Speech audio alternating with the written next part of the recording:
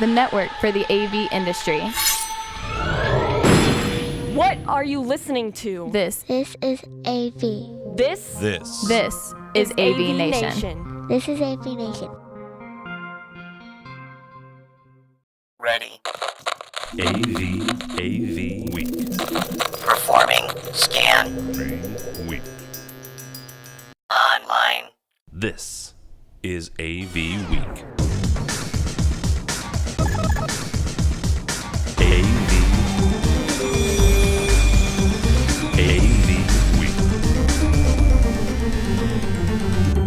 This is AV Week, your weekly wrap-up of audio-visual news and information. My name is Tim Albright. I am your host. With us this week is Scott McGarrigle from Utility. How are you, sir? Hello, doing great. Thanks, Tim.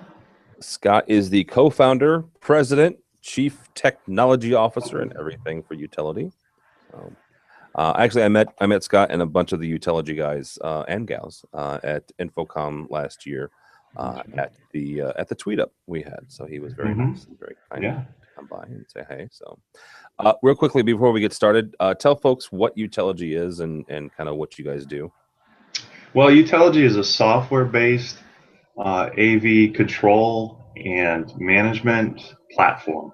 So what we do is we take not just the control of devices in any classroom or whatnot, but it's really a software-based AV platform. Oh, looks like someone is joining us. That's Melissa. Hi, Melissa. Yeah, so what we've done is we basically turned control from a box to a software application. So Utility lives on the server, a centralized server that supports, an enterprise group of rooms. And so it's configurable. You add devices to it, so it's what we call software-defined AV. By taking our solution and then configuring it, you actually are creating a system that can not only control the room but also monitor it. And there's a lot of intelligence. There's a cloud-based platform that supports all of that. So in terms of gathering analytics, and common thing is lamp life, but we go way beyond that in terms of tracking usage. Tracking outages, errors, or just health of the system. Daily reports here, the room's up and running. There's built-in help desk. So just a whole plethora of services that really, what we're trying to do is change the way that people approach AV control. And it's not just a box with a button anymore. It's really a smart application that's network-based and tied in with services in the cloud, with remote support, that whole thing. So there's a lot in the Utility platform, but basically we think of it as control management and analytics and the ancillary services that are part of it.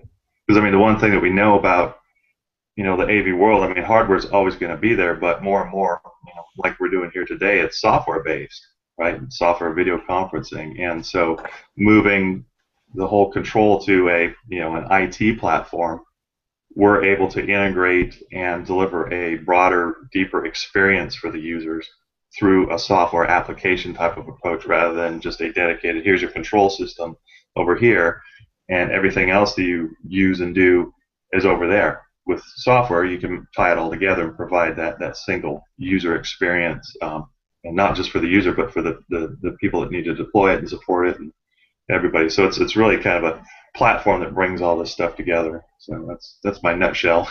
No, and it works. But here's the thing, and this is something that we've talked about, that folks at SCN have written about, that guys at Commercial Integrator have written about, and all sorts of stuff. You're taking the whole idea of the IT AV convergence, which I'm not a crazy fan of that word, simply because I think it's been overused in the last 10 or 12 years. But you're taking that to a whole different level and actually making the two kind of meet, which I think is kind of cool. So that, and one of our good friends here is doing a lot of work with you. So yeah, cool, good for you guys. So. Yeah.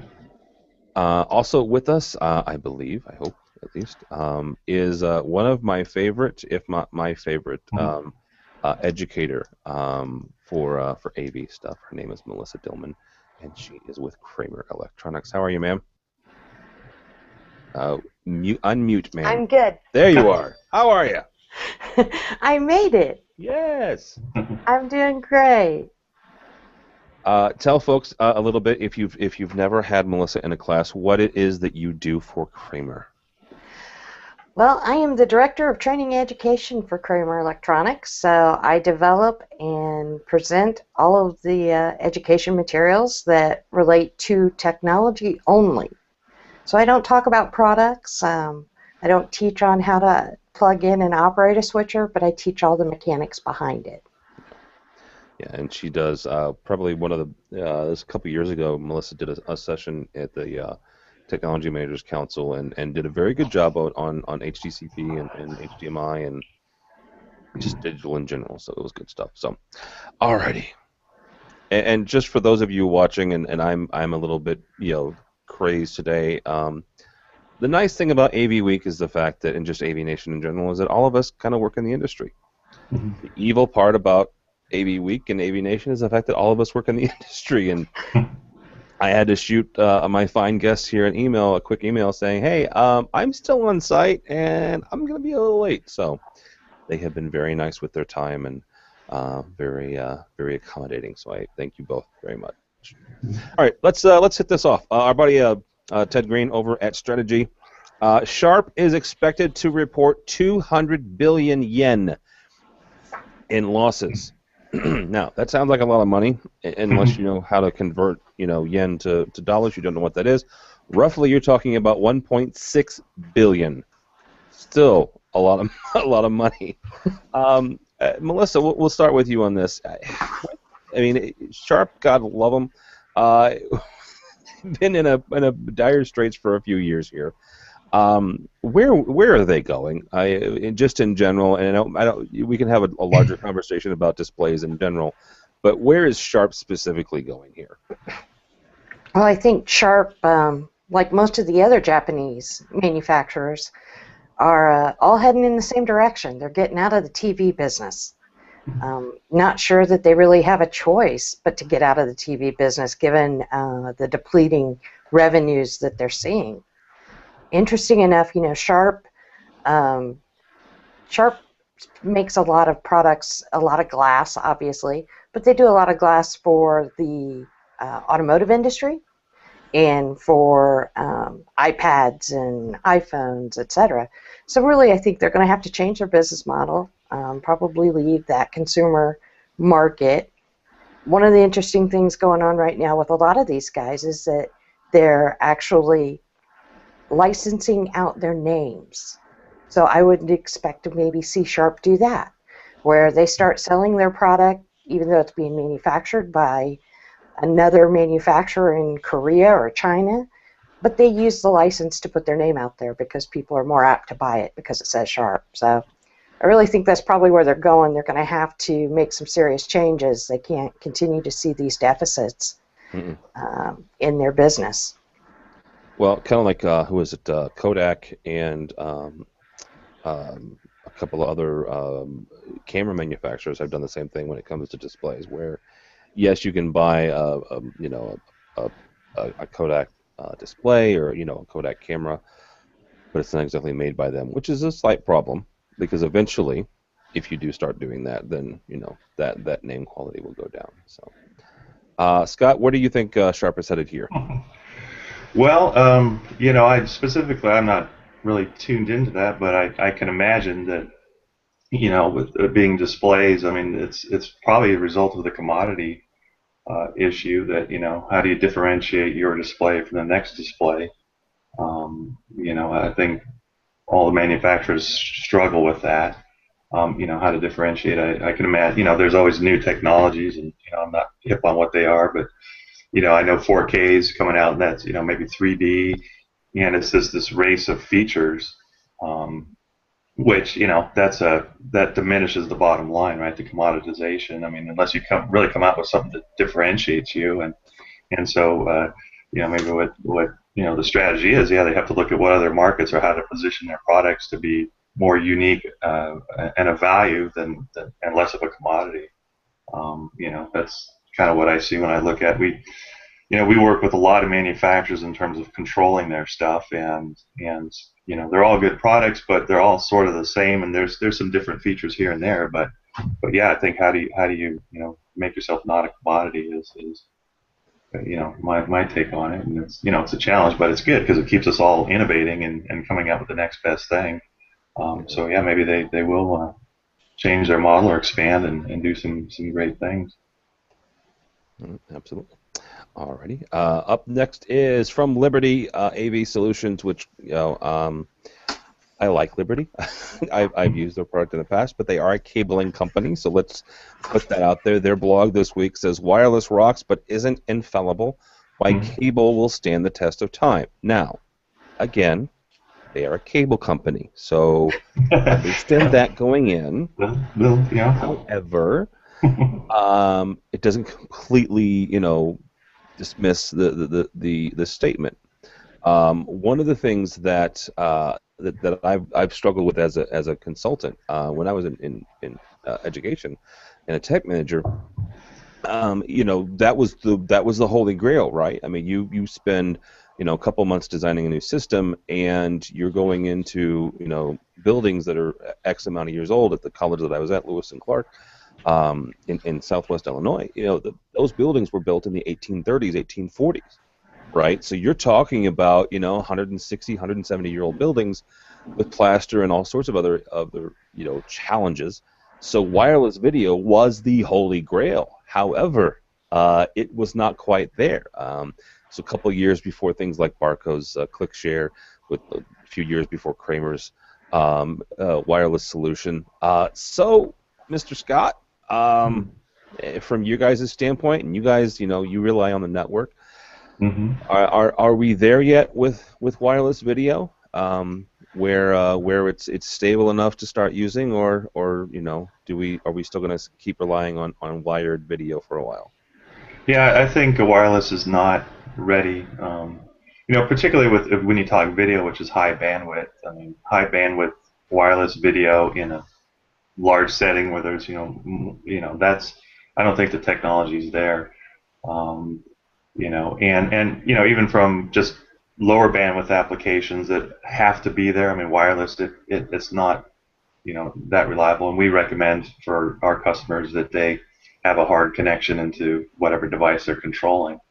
That being said, though, I mean, who really likes cables? I mean, they're necessary, right? But I think the essence of where people want to go is, why can't I just have these boxes? And using Bluetooth or whatever the technology is, whatever the wireless is, why can't they just talk? Why do I need to physically plug them together? So, I think trend-wise and down the road, there's a real desire to improve wireless. And so, when you say, will it stand the test of time, depending on what that time is and who can predict that. But, ultimately, I think we're going to see wireless because, I mean, all our customers and many applications like you just described, that is the solution. So I think the industry will eventually get there. When that occurs, who knows? But yeah, so it's certainly more to go at this point. Melissa, I will be very honest. I've been very impressed with Kramer's solution for wireless. I've seen it at a number of different trade shows. The most recent was ISE in Amsterdam. But that aside. Or not that aside, but that included, are we really there yet as an industry and as a technology where we can start relying on it? I think we're closer than we were by far. I think that we certainly at Kramer are demonstrating some great wireless technologies. Interesting enough, I believe that the 4K movement is going to move us even closer to wireless than what we expect, which seems a little It does. Seems a little counterintuitive. But let's face it, the bottom line is that we're faced with challenges with our interfaces right now, and they're going to have trouble moving these signals. I believe wireless is going to be very critical. I think would I want it necessarily in mission critical situations at this moment? Probably not. I would want that redundancy and backup.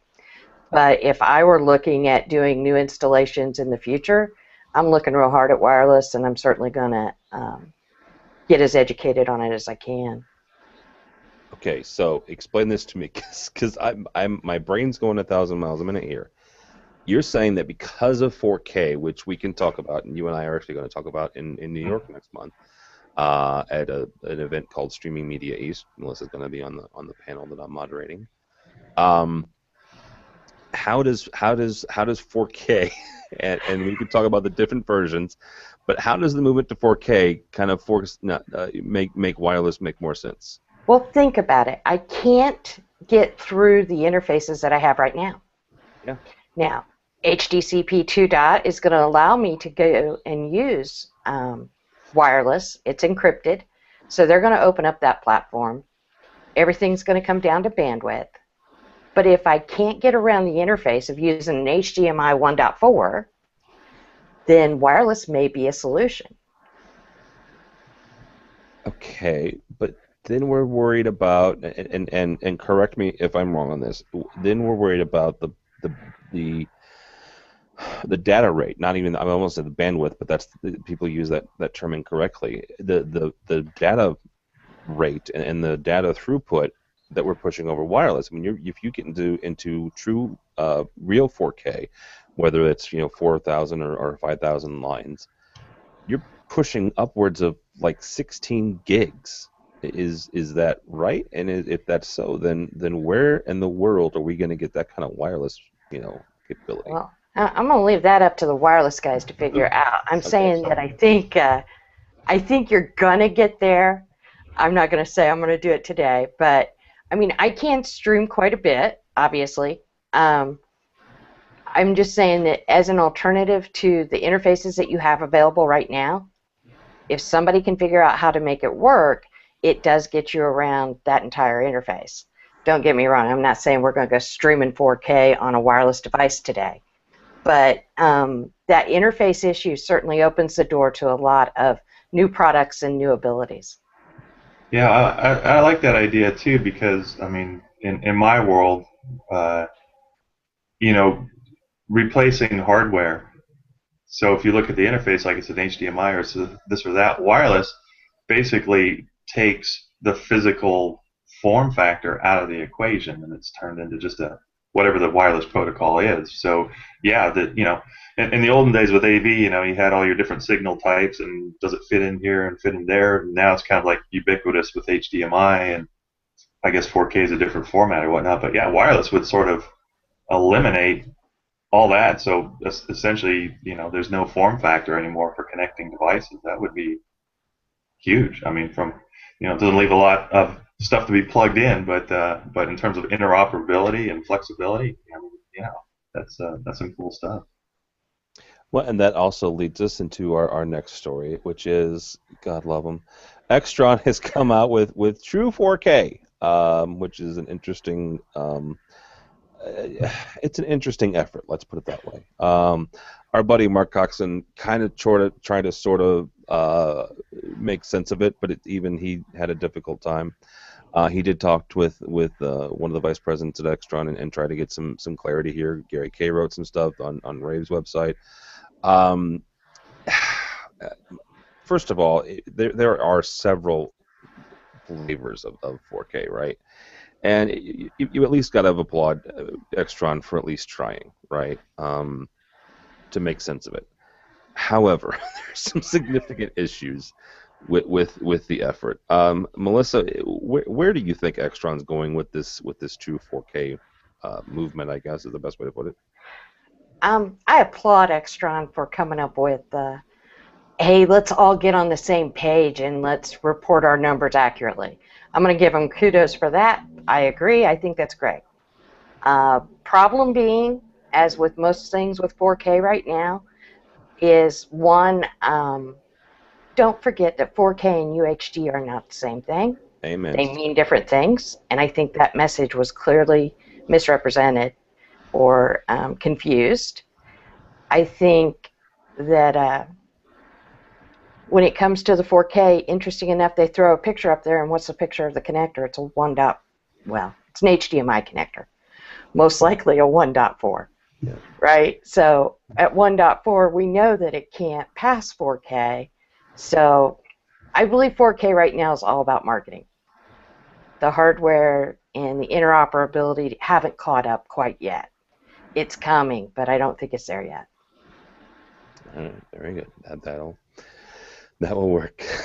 Scott, do you have anything about just 4K in general, or the true 4K from Extron? Well, yeah, not from a technical standpoint. I mean, I like the marketing remark because it kind of goes back to my thing about how do you differentiate yourself. I mean, that's kind of the I'm soapboxy here, so forgive me, but the whole thing about standards, it's like this double-edged sword because we all want them and everyone wants to be compliant to standards, but yet they want to be different. So, I don't know what Extron's doing with 4K. I mean, as a layman, I would expect if something says it's 4K, it's 4K, and it all works with other 4K stuff. That's what we want as consumers or implementers of the technology. But it does sound a little markety. I mean, it reminds me of kind of their Extron, Crestron. Oh, our switchers are faster, and let's have a switch shootout or whatever. I don't know. Maybe that's what's going on. But at the end of the day, let's deliver, standards that people can use and know what it expects. And it sounds like there's some of that to be flushed out, and then I'm sure there's a lot to the 4K protocol and all that needs to be worked out. But at the end of the day, that would serve the industry is to really adopt a standard. And I mean, it's the same thing in kind of the software world with web browsers, which we deal a lot with in our technology. They're all standard, right? But they're all a little different. And it's like, yikes! Why can't you just all be, But then, so that's that double-edged sword that I think they're trying to be part of the game, but be different and better. So how do you position yourself? Well, it is, and the one thing about we had a Robert Heron on last week, and he has a site called Heron Fidelity. He's a big time display expert, and even on his site, he mentioned the fact that he was talking about a display, and he made the reference to 4K UHD, and George Tucker kind of took issue with that, in my opinion, rightfully so, because UHD is not 4K, right? I mean, you start getting into the quote-unquote 4K discussion. Some people go down as far as 2K when they include that resolution. Then you've got the UHD, which is actually 3,000 some odd lines. Then you have actual, 4,000 lines, and you have 5,000 lines, and so on and so forth. Yes, I understand the marketing part, and Scott, to your point, it makes sense for our industry. The problem is we have so many industries that are kind of intersecting here when it comes to display resolutions. You have the CEA, right, which is the Consumer Electronics Association, which is the Robert Heron's rebuttal to George's comment last week, was the fact that the CEA actually has standardized on the term 4K UHD. That's what they're recommending people market as. So standards are great, but you're right that it's a two-edged sword where it can go both ways. Where if you standardize on something that's not quite accurate or true, then you've got issues. So.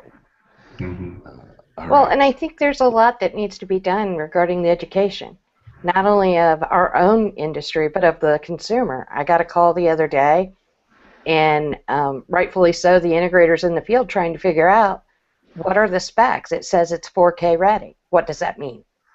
And at the end of the day, you have to look at the device and see what are the interfaces. Oh, it has HDMI on it. Well, that tells you that you're not going to get 4K. You have to do the math, and you kind of have to do it in a backwards fashion. So I'm certainly out there teaching a lot about doing the math, and then you can get through all of the marketing hype because the numbers won't lie to you. Yeah, absolutely. Got all that. All right. Let's see if I can do this correctly this time. There it is. Hey, speaking of standards, and speaking of the CEA, CEDIA, and InfoComm have all said, let's get standards on architectural drawings, because that's what we need. I'm being somewhat silly as a design consultant and person who programs and does this stuff. It's not a bad idea, right? The one thing, and Scott, we'll start with you on this. Is this something where are these the organizations that should be doing this architectural drawing symbol standard?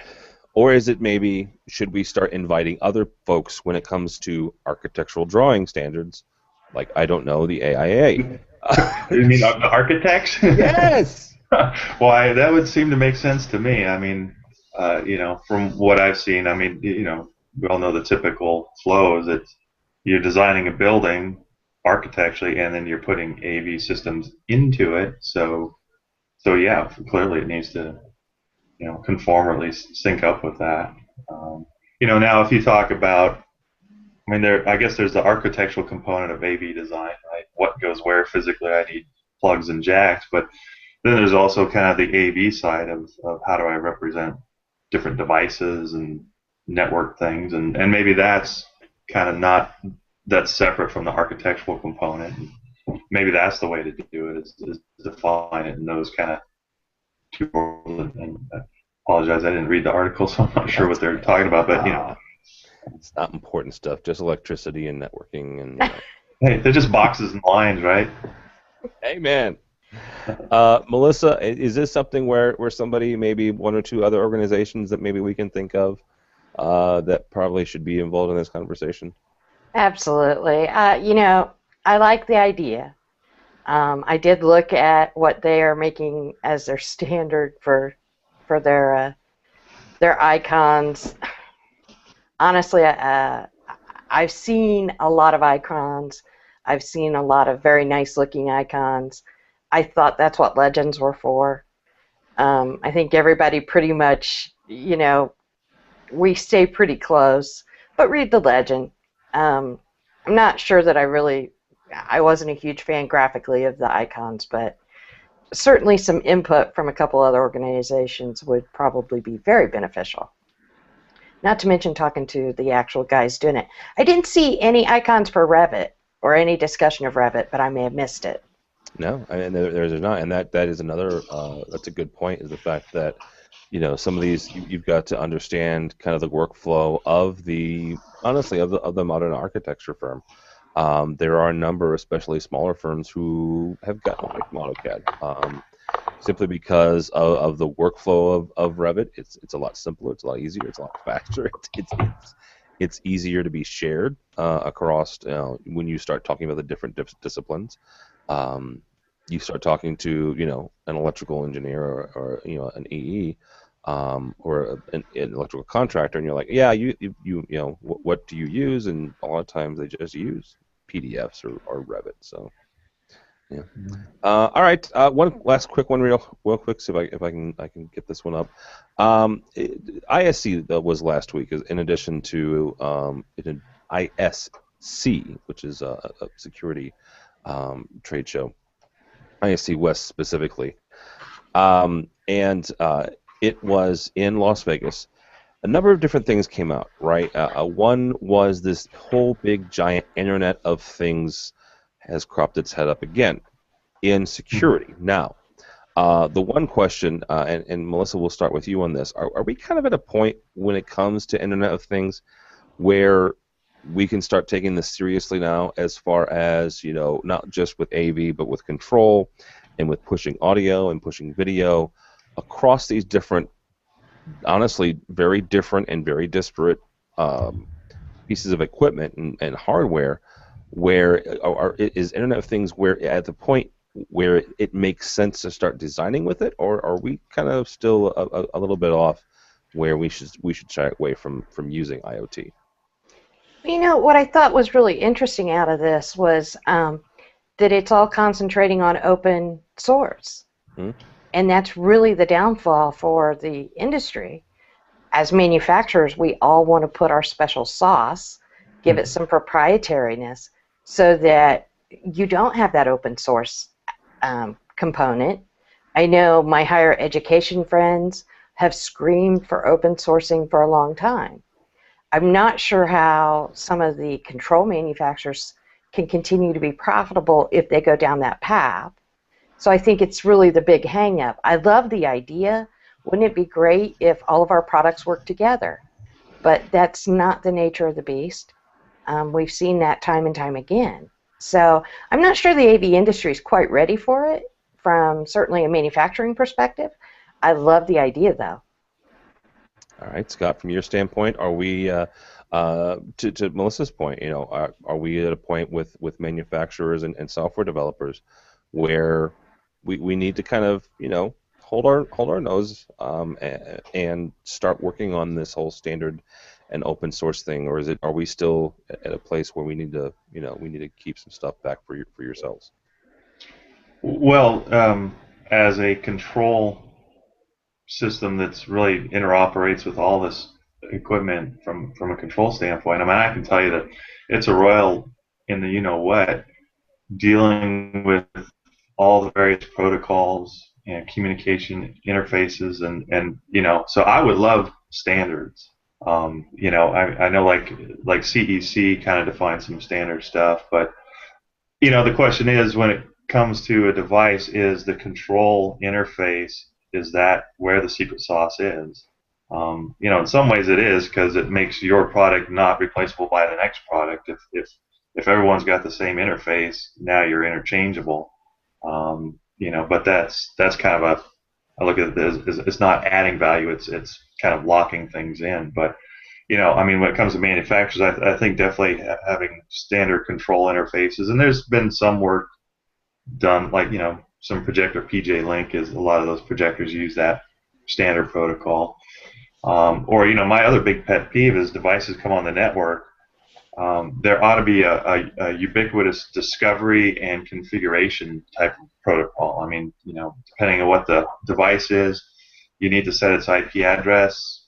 You browse to it. Sometimes there's some special hoops to go through, and it's like, I don't think that's the secret sauce. And yeah, if there's some way that was more ubiquitous and standardized or whatnot, that would certainly make, as integrators and deployers and consumers of this technology, make our jobs a lot easier, and we could then take our time and energy and focus on the real value add components, and not just like, gosh, I gotta get this plugged in or make it work. It's like, hey, let's focus on the user experience or the overall whatever it is. So that's where I'd like to see things go. I mean, it's a lot of work. I mean, defining standards is, we talked about the double-edged sword, and there's probably multiple edges there too, because the thing that, like with AMX has their beacon technology, which we support. I mean, and I know some other companies kind of de facto, adopted it, but companies, they take these open, or these protocols that, and they want to make them proprietary, and so yeah, it's that push and pull. Is that really where the secret sauce is? Manufacturers, we're not an open source. It's not like, here's our source code, but we're an open system like the rest of the internet and technology world. And this article talks about SNMP, which is actually an old technology for interoperability, but but it's standardized, and they're looking to standardize that. And so that openness, I think, is good. So can you keep your secret sauce but make it easier to tap into? That's what I'd like. Here's the thing: you raise up on something, and again, my job at Innovat is to manage a bunch of programmers, and that's one of the things I've been asking them for a long time is how can we standardize on things? How can we make it not easier? I'm not looking for easy, because that just sounds lazy, but I'm looking for consistent results, right? And maybe that's where I want to go with that is I need to be able to take a look at a program and say, yeah, you know what? If I use AMX, or I use Extron, or I use Kramer, or I use whoever, we're going to get pretty much the same results regardless of whose control system we use. Yes, each one of them has their strengths and each one of them has their weaknesses. I'm not saying there's not differences there, but if we have, I can look at it and say, it's going to take me X amount of hours to do the same thing, regardless of whose control system we use. So I don't know. Maybe I'm just crazy. All right, that's going to do it for this week. Miss Melissa Dillman, thank you, ma'am, so much for being flexible and joining us. Thank you for having me. I appreciate it. Absolutely. And where can people find you and or Kramer? Oh, you can find us all over at kramerus.com, and I'm always on the training tab, so if you ever need me, that's a great place to find me. All right, and I'm doing this because I looked it up beforehand because we're going to talk about our booth. You can go to the Kramer booth at 3443 at InfoComm show. So you could. It'll be hard to miss this year. That is, I saw that. It's a very sizable booth. Let's just put it that way. Yes, it is. Yeah. So also Scott McGurkle from Uteligy. Thank you, sir. Thank you very much. And where can people find you or find more about Uteligy? Well, at our website, uteligy.com, utelogy.com. All right. And his booth is 4462. We talked about a couple of his neighbors off the air. For us and for AV Nation, go by the website, avnation.tv, avnation.tv. You'll find this program and a host of others. You will actually see Miss Melissa Dillman on one of the previous episodes of AV Crosstalk, our debate show. But if you're going to InfoComm, a couple things for us here at AV Nation. Number one is our booth. Our booth is number 6667, which I don't, depending on your religious affiliation, you have a problem with that. George Tucker, who's my resident agnostic, absolutely loves it. So, there you go. And he looks like Anton LaVey, so, you can take that for what it's worth. But 6667 is our booth. It's in Hall D. We also have a tweet up, which we're going to be doing in W223A, which is a little room that we've got. The tweet up will be on Thursday of the show from 4 o'clock until 6 o'clock. So stop by and say hey, get some free food and drink and some network. That's actually where I met Scott for the first time at last year's tweet up. So go by the website, though, avnation.tv, avnation.tv. Thanks so much for listening. Thanks so much for watching. This has been AV Week.